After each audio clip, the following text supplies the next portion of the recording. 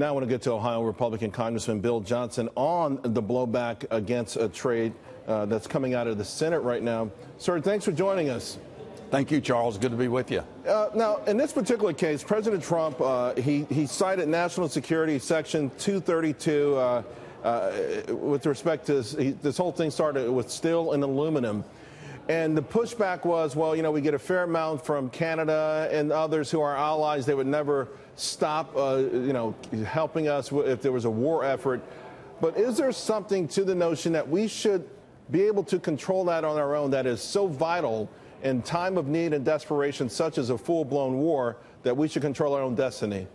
I think it's absolutely essential that we control our own destiny, Charles. That's what national security is all about. You don't place your national security in the hands of others. And the ability to produce steel and aluminum domestically, I do believe, is a national security issue. And we've seen the Chinese and others dump those products into markets here in America.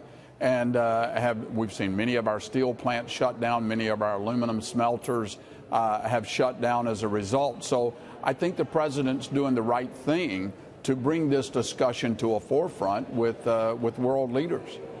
Yeah, it's interesting because the bill has support from Senator Corker, Senator Toomey, Senator Flake, and of course we know that they don't necessarily have the best relationship with President Trump. And I think all of those gentlemen are going to be leaving Washington, D.C.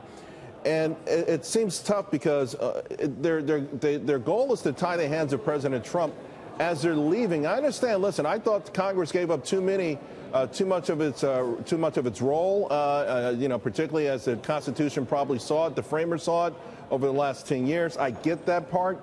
But I also wonder why these guys who never really have seen eye to eye with President Trump would want to tie his hands like this as they're leaving Washington. Yeah, it's a little bit puzzling to me too, Charles. You know, my understanding of the Constitution is that this is a chief executive role and responsibility to negotiate trade deals.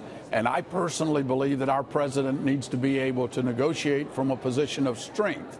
And having to come back to Congress and ask Mother, may I, when the rest of the world's leaders are sitting there at the table waiting for answers in the negotiating process, seems to me to be counterproductive. It's been this way for 50 some odd years.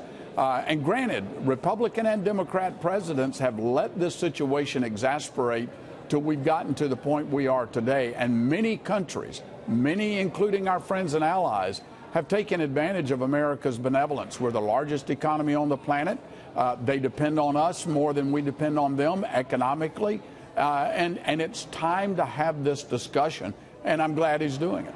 Do you feel that maybe, to your point, by the way, having fought World War I, World War II, having the Marshall Plan, rebuilding Europe, having lost so many men and women over the years, funneling trillions of dollars into the global economy, spreading the virtues of free markets, creating 1 billion people, middle class around the globe, wouldn't have happened without America's help and the idea that peace is the foundation for prosperity, that it's become an entitlement that maybe because it's been embedded so long, everyone expects it to be this way because it has been this way for so long.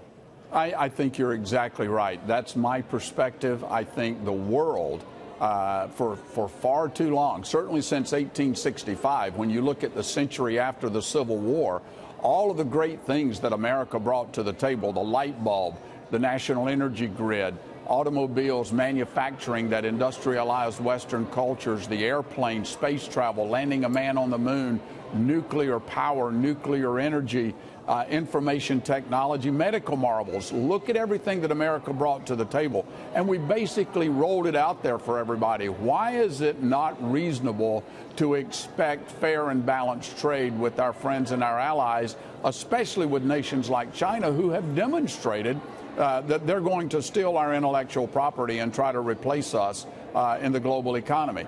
He's doing the right thing. We need to let him continue. This is a work in progress. We're not where we're going to end up. Congressman Johnson, thank you very much. Really appreciate it.